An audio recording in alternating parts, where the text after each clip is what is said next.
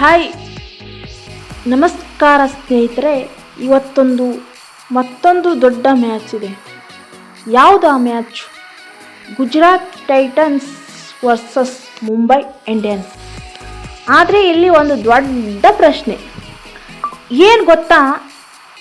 MI ಯಾಕೆ ಎಷ್ಟು ಸೋಲ್ತಾ ಇದೆ? ಮೊದಲೇ ಎಂ.ಐ ಬಗ್ಗೆ ಮಾತಾಡೋಣ.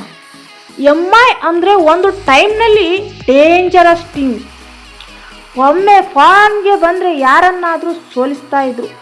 ಆದರೆ ಇವಾಗ ಏನಾಗಿದೆ ಅಂದರೆ ಸ್ಟಾರ್ಟಿಂಗ್ ಬ್ಯಾಟಿಂಗ್ ಸ್ಟ್ರಾಂಗ್ ಇಲ್ಲ, ಮಿಡಲ್ ಆರ್ಡರ್ ಕ್ಯಾಪ್ಟನ್ಸಿ ಇಲ್ಲ, ಬೌಲಿಂಗ್ ಕೂಡ ಕಂಟ್ರೋಲ್ ತಪ್ಪಿ ಹೋಗ್ತಾ ಇದೆ.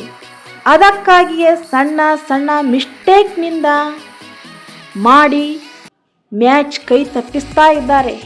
ಈಗ ಜಿಟಿ ಕಡೆ ನೋಡೋಣ. ಗುಜರಾತ್ ಟೈಟನ್ಸ್ ಟೀಮ್ ಏನಪ್ಪ, ತುಂಬ ಕಂಪ್ಯೂಸ್ ಮಾಡಲ್ಲ, ಸಿಂಪಲ್ ಆಟ ಆಡ್ತಾರೆ. Bowling defence, batting study. ಅವರ ಸ್ಟ್ರೆಂತ್ ಏನಂದರೆ ಪ್ರೆಷರ್ ಬಂದಾಗ ಪ್ಯಾನಿಕ್ ಆಗೋದಿಲ್ಲ.